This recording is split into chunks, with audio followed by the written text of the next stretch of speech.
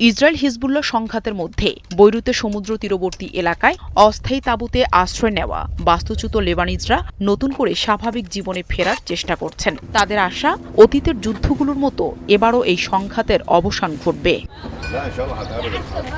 বাস্তুচ্যুতদের মতে যুদ্ধ তাদের জীবনকে অনিশ্চয়তার মধ্যে ফেলে দিয়েছে, তবুও তারা ভালো দিনের অপেক্ষায় দিন গুনছেন।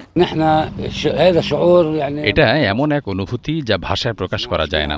এর আগেও এরকম পরিস্থিতির সম্মুখীন হয়েছি। আমাদের ঘরবাড়ি ফিরে এসে আবার নির্মাণ করেছি। ইনশাল্লাহ এবার আরও ভালোভাবে নতুন করে ঘরবাড়ি নির্মাণ করব। আমরা জন্মের পর থেকে আজ পর্যন্ত যুদ্ধের মধ্য দিয়েই বেঁচে আছি।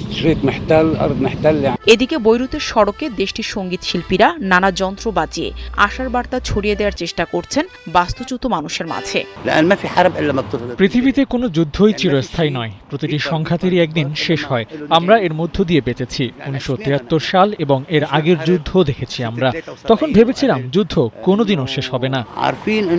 এরই মধ্যে হিজবুল্লাহ ও ইসরায়েলের মধ্যে আংশিক যুদ্ধবিরতির ঘোষণা দেওয়া হয়েছে। এই সমঝোতার আওতায় বৈরুত ও এর উপকণ্ঠে হামলা থেকে বিরত থাকবে ইসরায়েল, আর হিজবুল্লাহ ইসরায়েলের বিরুদ্ধে হামলা বন্ধ রাখবে। তবে লেবাননের কর্মকর্তারা বলছেন, এই সমঝোতা সংঘাতের পূর্ণ সমাপ্তি নয়, বরং উত্তেজনা কমানোর একটি সীমিত উদ্যোগ। তবে যুদ্ধবিরতির এই সীমিত পদক্ষেপ দীর্ঘমেয়াদে শান্তির পথ খুলে দিতে পারবে কিনা সেদিকেই এখন নজর মধ্যপ্রাচ্য জুড়ে। নাহিদা রিন্থি, ৭১।